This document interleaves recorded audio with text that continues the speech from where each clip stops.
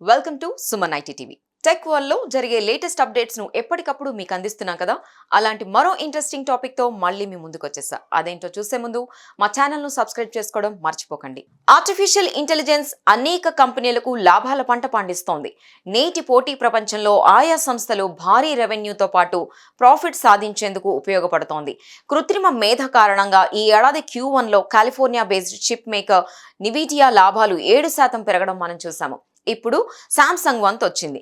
దక్షిణ కొరియాకు చెందిన ఈ స్మార్ట్ ఫోన్ సెమీ కండక్టర్ తయారీ దిగ్గజం ఏప్రిల్-జూన్ క్వార్టర్లో కళ్ళు చెదిరే లాభాలు గడిచింది. దాదాపు 1500% ప్రాఫిట్ ను దక్కించుకుంది. గతంతో పోలిస్తే ఇది ఏకంగా 15 రెట్లు ఎక్కువ. AI కంప్యూటింగ్ లో కీలకమైన అడ్వాన్స్డ్ మెమరీ చిప్స్ కు డిమాండ్ పెరగడమే దీనికి ప్రధాన కారణం. వాటి తయారీలో సామ్సంగ్ ముందుంది. ఇక లాభాలను పరిశీలిస్తే తొలి త్రైమాసికంలో operating profit 10.44 trillion Korean van గా ఉన్నట్టు సామ్సంగ్ ప్రకటించింది. మన కరెన్సీలో దాని విలువ దాదాపు 63,000 కోట్ల రూపాయలు కాగా మొత్తం రెవెన్యూ 74.07 ట్రిలియన్ కొరియన్ వాన్ గా ఉంది.